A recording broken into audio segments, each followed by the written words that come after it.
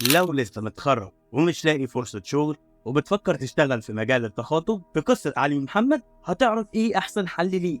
يوه، وبعدين بقى هو الواحد يتخرج عشان يقعد القعدة دي من غير شغل؟ يعني هو في شغل واحنا قلنا لا؟ طب شوف كده الكلام ده، انا كنت بقلب على الفيس لقيت حاجة تبع تخصصنا. ده ايه ده؟ ده برنامج تخاطب وعلاج مشكلة النطق، اسمه البرنامج المصري للغة والتخاطب. وده هيشغلنا ازاي؟ اقول لك اللي شفته وسمعته، لان لقيت ناس كتير بتتكلم عنه. ده برنامج زي ما قلت لك للتخاطب وعلاج النطق، برنامج متكامل بيعرفك ازاي تشتغل مع الطفل من الالف للياء باسلوب علمي وسهل، وسمعت انه بيحقق نتائج ملحوظه وسريعه على الاطفال. ده غير انه بيوفر سنين تدريب شغل عملي ونظري مع الاطفال، وده هيكون مرجع ليك في اي وقت تحتاجه في شغلك. وكمان شامل تقييم دقيق لاحتياجات الطفل ووضع خطه علاجيه مناسبه ليه. والبرنامج باللهجه العاميه، يعني نقدر نستخدمه من غير اي صعوبه. حلو الكلام ده. طب ايه، ما تيجي نشتري ونشوفه؟ يلا انا معاك، اهو حاجه تنفعنا بدل القعده دي. خلاص هكلمهم واحجز نسختين من البرنامج واستفسر منهم برضو. وانتوا كمان لو لسه متخرجين ومش لاقيين فرصة شغل، البرنامج ده هيساعدكم وهتلاقوا الفرصة. تقدروا تتواصلوا على الارقام التالية لحجز نسخة او تبعتوا لنا رسالة واتساب واحنا هنتواصل معاكم.